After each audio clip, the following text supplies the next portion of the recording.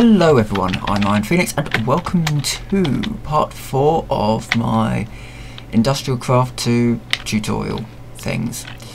Today we're going to be looking at nuclear power and the benefits of it and various other things. So, one thing you should know, I do use nuclear power quite a lot in my builds. So, but they're usually small reactors that are just they're highly efficient, but they're quite small, and they don't necessarily pump out a lot of power, but they pump out a reasonable amount, enough for my needs anyway. So here we have our nuclear reactor, and it's very small. You can sort of build containment stuff around it. I never usually bother. At the most I usually use maybe construction foam, just to make other people in the server a little bit happier about my constructions. But it's very, very rare that I'll encase something in reinforced stone. The reactors themselves, they haven't changed a lot. You put a heat vent in, and you put a uranium fuel cell in. I can't touch that. But if you do that, you will need yourself to get yourself a hazmat. So, things that have changed. Major thing that's changed is that if you handle any kind of processed uranium without a hazmat suit, you are going to suffer from radiation poisoning and you will die. So, I am in creative mode, so I'm not going to die, but I will get a poison effect, and it's just annoying. So what I need is a uranium fuel rod, and put that in there. Turn it on, you're producing power. Remember what I said about variable powers? Yeah, you'll have to take all that into account. So this is producing 5 EU, which is fine for just a battery box.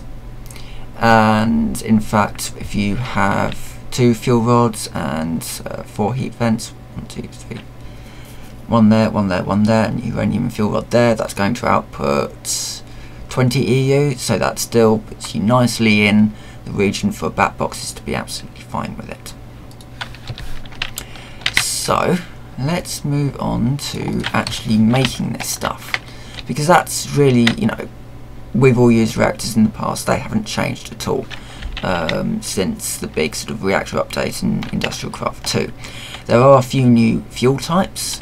Plutonium has gone. It's been replaced by, actually no, that was a GregTech thing, wasn't it?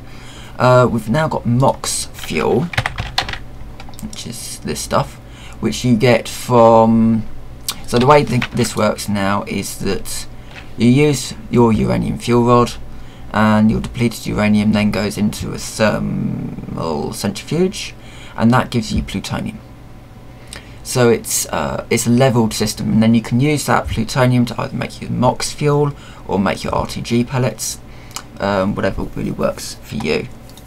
But they've given you a reward really for using a nuclear reactor, because before you basically you could either use nuclear power or you could use solar. And a lot of people went for solar power because it's infinite fuel. It's infinite power, pretty much, and there's no real risk.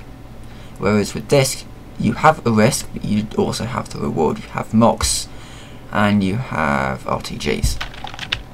So let's go over to the setup, and I'm going to show you the steps of making uranium.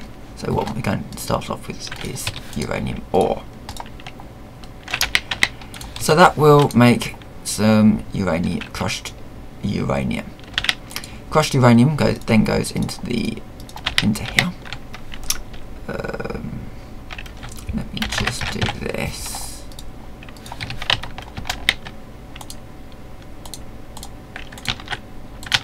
There we go. Easy way of putting water into a ore washing plant to drop it through the top. So that will now fill up with water. And that will will turn the crushed uranium ore into purified. The purified then goes in here. Let's just make some and purified into your thermal centrifuge. And what that will then give you is uranium, and large uranium and small uranium, a little bit of each. What we do with that uranium is we find our uranium 238 and 235, and you then make your crafting grid. Actually need some more of this. Uranium. Right. That goes across like that, and like that. And that will get you enriched uranium nuclear fuel. Meanwhile, while you've been doing all of that, your metal former needs to be making you some iron plates. I'm going to cheat here, and I'm going to just grab iron plates from here, set it to extrude, and then that will extrude your iron plate into a fuel rod. Wait for that to be done. So that gives you an empty fuel rod. Then come over to your canning machine, you set it to canning mode, you put in your fuel rod there, your enriched uranium fuel there, and it will make you a fuel rod. That fuel rod can then go straight to your reactor. Then from your reactor, once that's empty, you get depleted uranium fuel rod. That depleted uranium fuel rod then goes into your thermal centrifuge, and you will get out some plutonium. So the two rewards for that, as I said, you've got this. This is a radioisotope thermoelectric generator, and it outputs a small amount of power. It's 1 to 16. I don't know what the ratios are, but you put in these pellets. You make pellets out of uranium fuel and lots of iron, and it makes you power.